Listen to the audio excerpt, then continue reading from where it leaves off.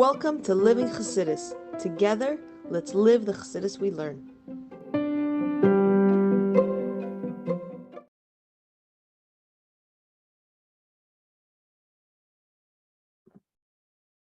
Good morning, everybody, and welcome to Chassidus in the Morning.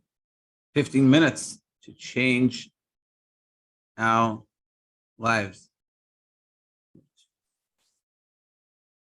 Okay. So, continuing on in the beautiful mind of Ledodi of Tashin Vav from the Rebbe. After Is Hey. Basically, what we said, the Chiddush Neis Vav, Dalad, is that it's a beautiful vibe because in Neis Dalad, what we're saying is that if a person is not even in the field, they're outside in the desert. And the desert place is, as we said, a place of klippah, meaning they're totally not connected. And nevertheless, the king receives them all. And this is sort of the focus we put on that in the Marshal, the Alter Rebbe, asking the question, the Marshal, the Alter Rebbe is saying the king receives all of them, with smiling countenance and happily. And we said this is the problem because the axiom that we have is that Elul is about it's coming from us, and Tishrei is all that coming from Hashem, rather from above. But the Marshal Alter is giving, he's putting in this sort of his Elo in Elul, which how does that work? And we keep on trying to explain that. And what we're saying is that this arousal, this inspiration that Hashem is giving to us in Elul, it's Nesinas Koyach. It's giving us the ability. Like we said yesterday, it's sort of speak God telling us you can do it. And we said at the end of this Eis, on Eis Dalet, is that even if a person is on a lower level, meaning it's totally stuck in the desert, just the fact that they realize that Hashem is coming and saying, "Hey, you're good. Like I want to be with you. I want to connect," and that schleps, that gives them the ability to schlep out. And we said in simple terms that a person is give his Yetzer Hara is takfei. And we said difference between the Kabbalah and Klippasel. So a person is Klippaselnik. He doesn't want to do anything. I don't want to do anything. Godly Torah mitzvahs. I don't want to get up and daven in the morning. I don't want to say brachas. I don't do anything. And this is an unfortunate situation. But we should never think to ourselves when we're in this situation that we're too far gone. We're too far. We're gone. The whole purpose that the Alter Rebbe is bringing, that even such a person is totally disconnected, Makabos Kulam, that the king receives them all. This is something that they couldn't achieve in Tishrei. Because in Tishrei, you have to be Mufan, you have to be special people to get into the king's palace and to get all that revelation. But in Elul, they can get it all. Just a quick pointer before we continue and start Eis Hey. This is very important. The Varta Chassidus and the learning of Chassidus, not about trying to learn a new idea that you never learned before. That's also, but the purpose of it is take that idea and think about it and see how you can internalize and apply it to yourself. And this is the same thing. But you might learn, you say, "Oh, me in the desert." I'm not in the desert. We all have an aspect of ourselves in the desert. And we have to look and find those things and say, and understand the Maimah in that context. The Alter Rebbe, the Rebbe is pointing out a point of a person in the desert. Now, I don't live my life in the desert. I'm not totally given over to my Yetzer Hara, but I'm for sure given over to my Yetzer Hara sometimes. We're not tzaddikim, a halavaya beinani. So in those times, we have to realize, and this is what he's trying to tell us, and those have to realize that, hey, we're not that far, and we can do it, and we have to realize, we have to meditate on the fact that God cares, and then he's receiving, and he's giving us this time period of Elul, extra abilities, and that's what we're saying. And everything we learn until now and further and always, that's how I'm Chassidus. Eis Hey. So in Eis Hey, we're going to analyze more of the Marshal, and really we're going to bring out the depth. And this is something I think Chassidus, a lot of people they miss a little bit, and you can get lost in it. But he goes the Rebbe and Chassidus takes points, ideas to think, to meditate on, and that's what we're going to do today. And it's an idea that you think about and you meditate on it, and hopefully you meditate on it enough, and you talk to someone else about it, and internalize within you.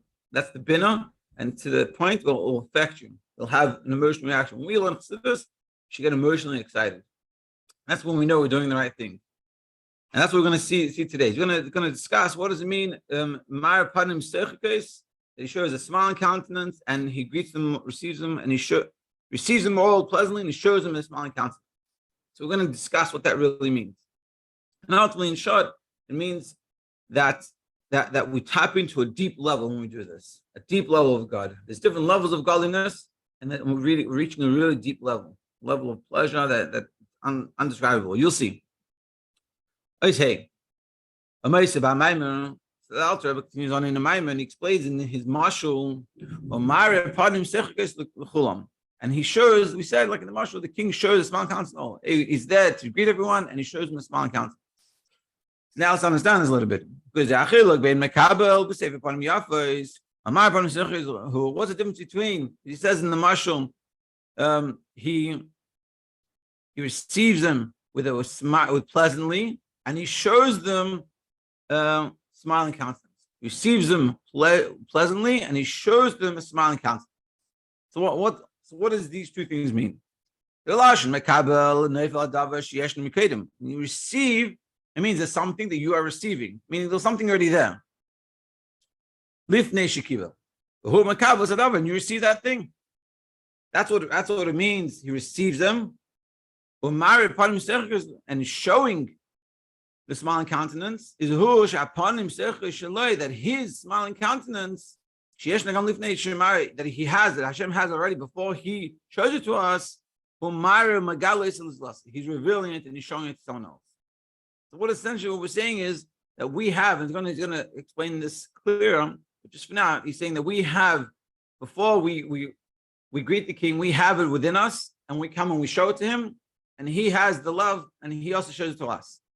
We're both on two different levels, and we're coming close, so to speak. And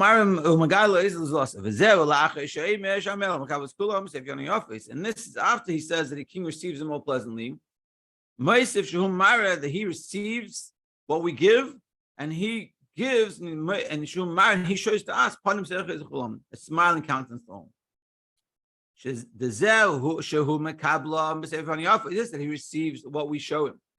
Pleasantly, it is that the desire of the people that want, that we have people, meaning us, to receive the king,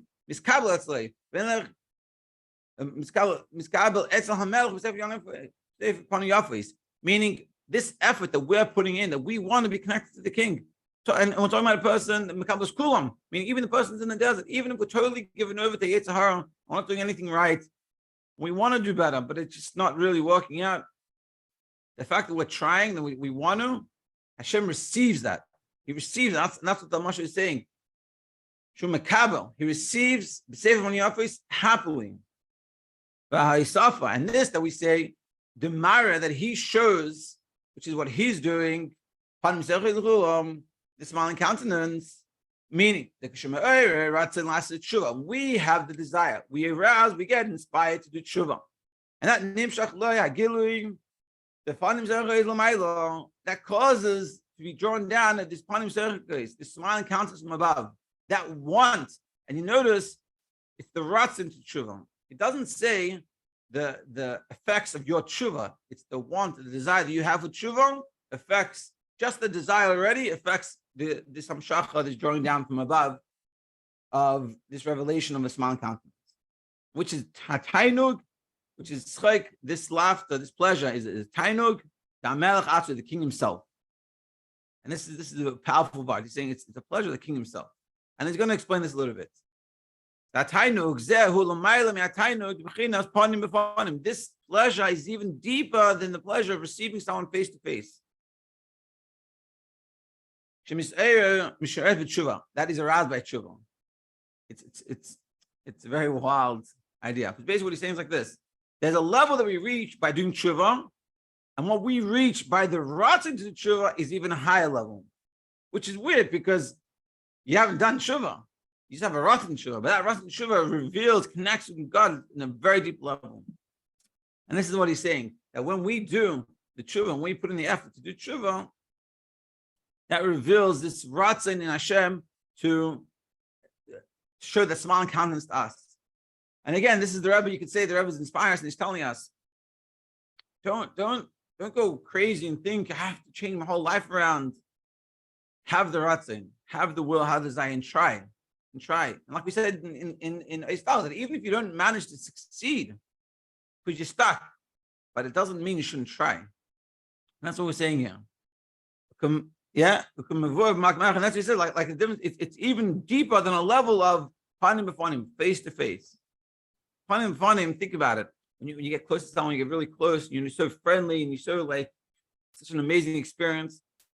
There's different levels of pleasure. There's pleasure of like something you eat, pleasure of like an idea, there's pleasure of friends, pleasure of marriage.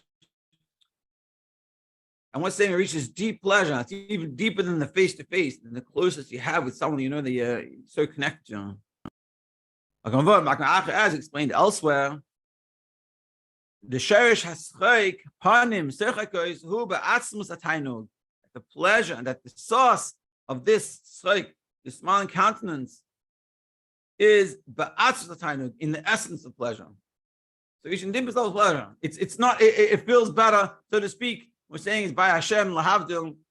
There's the feeling that we get when we eat something that we enjoy, tasty.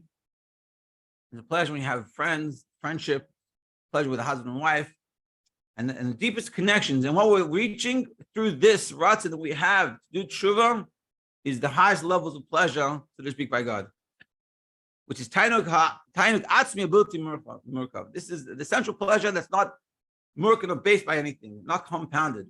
This tainuk atzmi ability murkav is expressed in the wedding ma'amim. Talks about this, and this is what we achieve by a wedding, by a chasna, and we achieve by the chasna and the kala coming together. This is this level, and this is what we can achieve in Elul through our efforts, through the ratzon that we have to do tshuva. And it doesn't mean just as we're walking down the street, say I really want to do tshuva. It's good. That's also good. It means take some time, make a cheshbon and make an accounting what's going on in our life, and really try. You do that, and you have to recognize, this is what I was telling you before. This is bonus, because you have to understand this idea that we're learning, and then tell it to yourself when you make this cheshbon, when you try to make a calculation, say to yourself, where am I holding? What can I improve? And let's make an honest accounting while I'm going. And when you do that, you have to say, when you're finished, say, the Rebbe taught me that what I achieved just now gave the ultimate, deepest level of pleasure you can give to Hashem. It's not based on anything, not based on my mitzvahs, not based on my tshuva. I'm reaching a level above all this.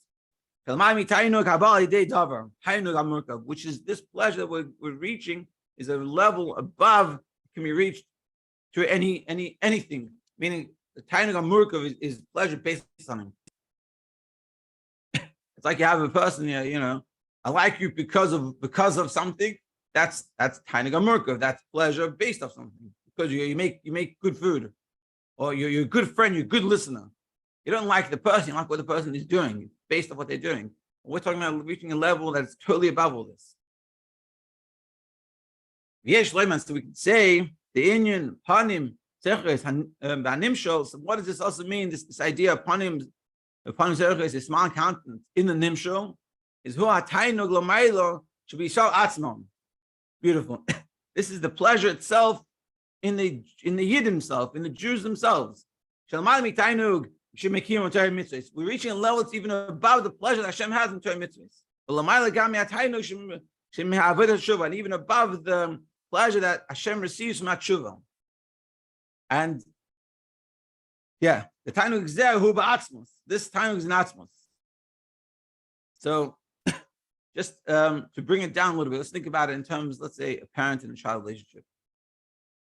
That as a parent, you want your child to do the best things and behave, and whatever it is that they do, you want them to do the good things. Then let's say, unfortunately, do something wrong. But then, first of all, you have a level they do good things. They daven, they learn, they behave, they listen to you, and they play nicely together. That's so to speak like the tainug that you get, and this is called nachas. We're talking about nachas. Nachas is like when we fulfill Torah mitzvahs, we give Hashem nachas. Then there's a deeper level, which is a time that comes out of tshuva. Is when your child does something wrong, they make a mistake to do something they shouldn't have done, and then they come to you and they realize it and they've done it wrong. You talk to them about it, and they come back and they think to themselves, and they come with sincere regret, remorse. I'm sorry for what I did, and that helps build a relationship in a way that's very deep. And this is an even deeper level. It's not just they did the right things. It's they were able to learn from the mistakes. And that as a parent is a very deep level. And that's the union of the tainug of the avodah of tshuva. And the pleasure you get when you see a kid understood and he learned from the mistakes and he learned to change and he learned to do the way, that's a very deep level. And what we're saying is what we're talking about in this level that we do through the ratzon to do tshuva, the ratzon connect to Hashem in Elul, we said reaching the time of atzmus in essence. That it's there's nothing that can be done to have that level of connection or that relationship of that love.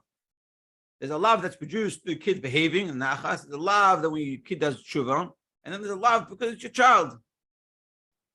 And there's nothing the child can do for that. You know, use a little bit raw example, but I remember when I used to work in Aleph, when I speak to mothers, you know, they have their child in prison and jail for things that they've done. You know, and I remember hearing mothers say, I love my child, but I can't talk to them. And it's like, what do you mean can't talk to them? Like, what he did was too bad. Well, you know, like unfortunately, when it comes to like drug issues, he ruins the family and makes all these issues. But she never stops loving. A mother never stops loving a child. It's not based on anything, because what they've done in the Torah mitzvah aspect of them and in the true aspect, they haven't done it. But there's a deeper level that reaches above this, and this is what we're talking about. And this is what we are achieving through our ratzon to do tshuva and our efforts to try to do tshuva. Hashem receives it, and this is what He shows us. This is what He's giving to us, and He's making us realize. Yeah. Let me try to. We'll just finish off the ace. The time to go and now we understand this. When we think about this, we meditate upon this, and we realize this, that Hashem is showing us a smiling countenance. We're reaching this deepest levels in Hashem. And this is revealed to the person. That's aroused in tshuva. It's wild, because you see what he's saying. He's saying it's not that the person did tshuva. This is what Hashem is revealing to the person that is aroused with the ratzon. He has the desire to tshuva. We just need to, just want to. This affects us. Upon him, as water reflects place to place. When we realize this is what Hashem is giving and showing and feeling, tiny belakus. This gives the pleasure of course. And now what it causes, tiny belakusu etzem and tiny shaloi, till it becomes your own tiny. Because remember, we're talking about a person that's in the wrong place. They're in the desert. But when we sit there, we make the achlata, and we have the ratzah, and we get inspired to have a ratzah to tshuva. And then we realize, like we're learning here, that what we're causing by Hashem is this tainug atzmus, essential pleasure on the base of anything. That causes, and that gets revealed to us, meaning we think about it and we realize, and it affects us, and that causes that now we have the ratzah to connect to Hashem. And we have pleasure in godliness, which before we didn't have. It becomes our own tainug, and that ultimately gives us the ability, even more, to overcome all the struggles that we're having. The lash of the tshuva to come back and do proper tshuva and complete tshuva. Wild idea. I don't want to take too much time, so we'll continue this tomorrow. But hope everyone gets inspired, make the achlatas tovus, and have and be out of sense and feel all these things and have all the amshachas that can come through this. Have an amazing day.